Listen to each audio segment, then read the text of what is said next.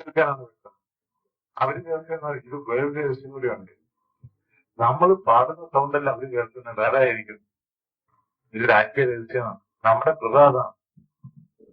അതുകൊണ്ടാണ് പലരും എന്നെ കാണുന്നത് ജീവിതത്തായിട്ട്. നിങ്ങൾക്ക് അറിയാൻ പാടില്ല. അവര് ദൈവം കാണിക്കുന്നത് കൊണ്ടാണ്. ഈ ലോകത്തിനറിയാമോ? യോഹന്നാൻ 14:17 അവനൊന്നും അറിയില്ല. അതിലെ അന്ന് ഷൊർണൂറിൽ വന്നിട്ട് ഒരാൾ കണ്ട് ഡയറക്ടർ വന്നിട്ട് ഡൽഹിയിൽ അയാളിങ്ങനെ നോക്കിക്കൊണ്ടിരിക്കുക. അയാളെ കാണുന്ന ജീസസായിട്ടാണ്. നമ്മളവിടെ ക്ഷീണിച്ച് കുത്തിയിരിക്കുക. പക്ഷെ ആ മനുഷ്യന് വന്നിട്ട് കണ്ടിരിക്കരുത്.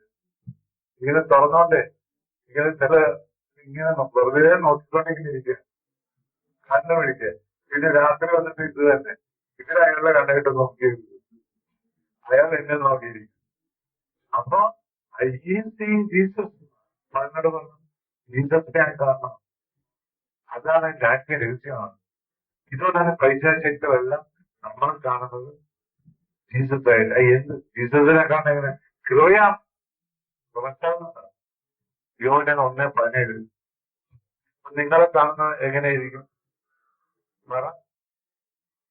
നിങ്ങളെ ഓരോരുത്തരെയും കാണുന്നത് ഒരു സ്ഥലത്ത് ചെല്ലുമ്പോ എല്ലാം ഭാവിനെ, ഗ്ലോസിനെ, നേരിനെ, വാനിനെ, മാത്യുവിനെ, വിൻസനെ, ലോകോനെ, ആന്റസിനെ, ആന്റിനെ ഒക്കെ കാണുന്നത് ജീസസായിട്ട് കാണുന്നുള്ളവര്.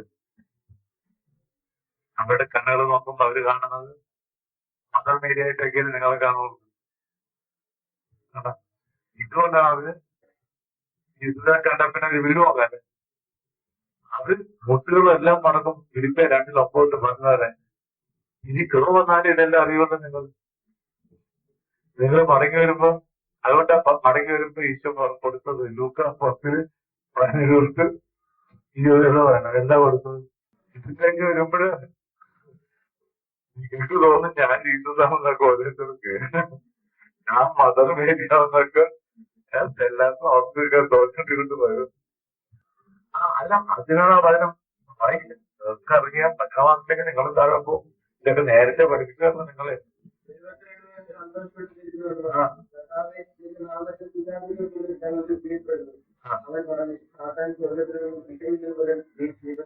സാത്താൻ സ്വർഗത്തിൽ നിന്നും അതുപോലെ വിവരിക്കുന്നത് ഞാൻ കണ്ടുകൊണ്ടോ.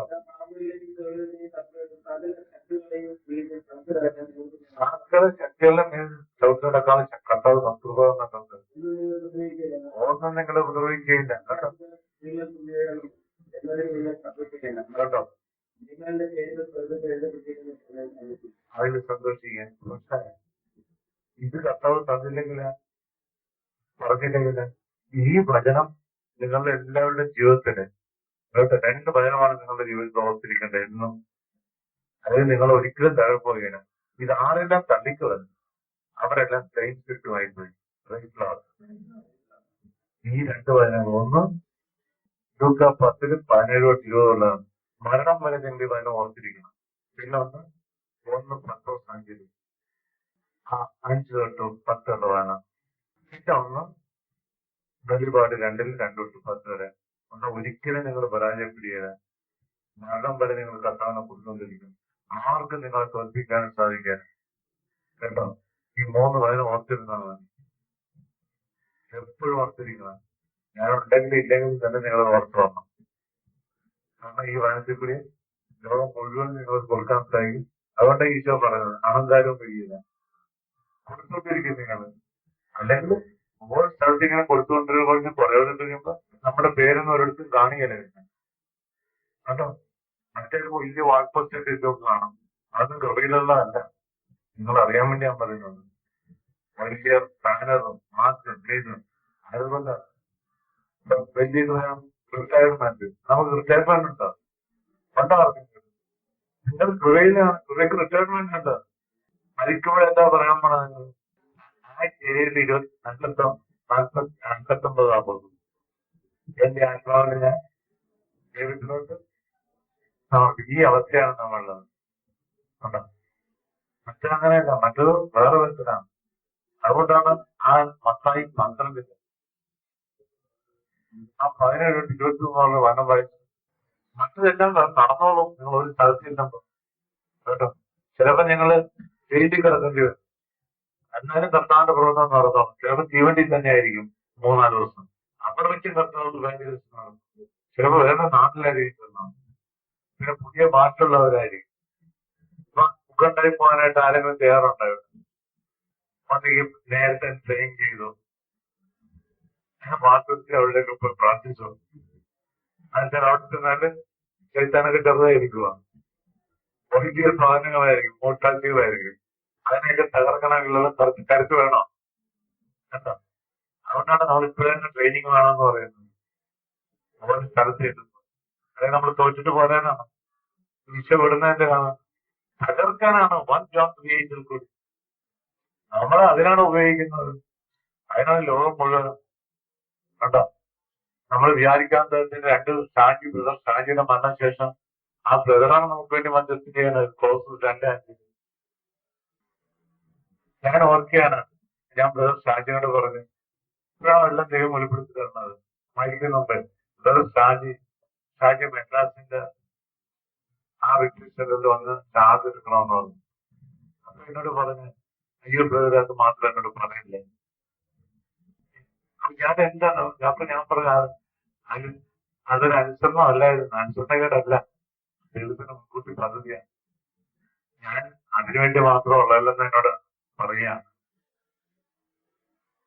അതായത് ഞാൻ നിങ്ങൾക്ക് എല്ലാവർക്കുമായിട്ട് മധ്യസ്ഥം വഹിക്കാനുള്ളവരാണെന്നാണ് കണ്ടോ.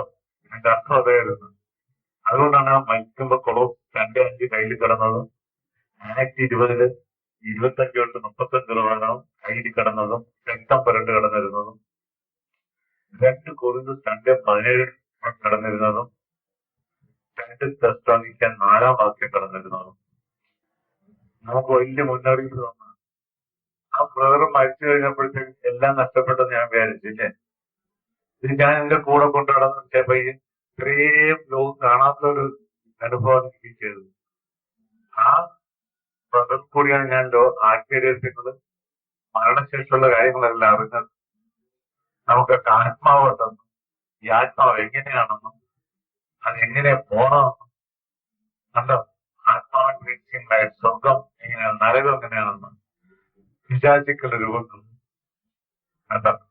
അത് ഡെലിവറി കിട്ടിട്ട് ശക്തിയെല്ലാം വെളിപ്പെടുത്തി തരികയാണ്. അതുകൊണ്ടാണ് ആത്മാവിനെ പറ്റി ധൈര്യമായി നമുക്ക് പറയാൻ സാധിക്കുന്നത് ആത്മീയ കാര്യങ്ങൾ. അപ്പൊ ആ ബ്രദറ് മരിച്ചത് ഒരു പാപം ചെയ്യാതെ ദൈവം കൊണ്ടുപോവുകയാണ്. ദൈവത്തിന്റെ പദ്ധതിയാണ്. അതാണ് സംഗീതം 116:15. ഇതുകൊണ്ടാണ് ജ്ഞാനം 4-ലെ 7-14 വനത്തിലെ ഒരു പാപം ചെയ്യാതെ അവിവാഹിതനായി കൊണ്ടുപോകുന്ന കാര്യം അതാണ്. വെളിപാട് 14-ലെ 1-5 വനത്തിൽ കൂടി അവർക്കാണ് വെളിപാട് 3:21 സ്വർഗത്തിന്റെ ആദ്യ ദേവികം അമ്മയായ മറിയത്തിന്റെ കൂടെ ഇരിക്കുന്നത്. അതാണ് മത്തായി 25:30-31 ആ സ്വർഗത്തിന്റെ കൂടെ ഇരിക്കുന്ന ഒരവസ്ഥയിലാകുന്നത്. ആ സാധ്യത മധ്യസ്ഥം കഴിഞ്ഞപ്പോൾ നമ്മള് എല്ലാവരും പറഞ്ഞ ചിത്രത്തിന്റെ ഇവിടെ ആളുണ്ട അല്ലെ തീർന്നത് ഇല്ല, ഒട്ടി പുറപ്പെട്ടാണ് പിന്നെ ചെയ്തത്. ഇനി നമ്മളെ കൊണ്ട് സാധിക്കോ പിടിക്കാൻ? ഇല്ല. അപ്പൊ നിങ്ങൾ എല്ലാവരും ഇപ്പൊ അതിനുവേണ്ടി എല്ലാവരും ചൂടാണ്. അവസാന യുദ്ധമാണ് നമ്മള്. ലാസ്റ്റ് ഫൈനൽ റെവലേഷൻ ആണ്.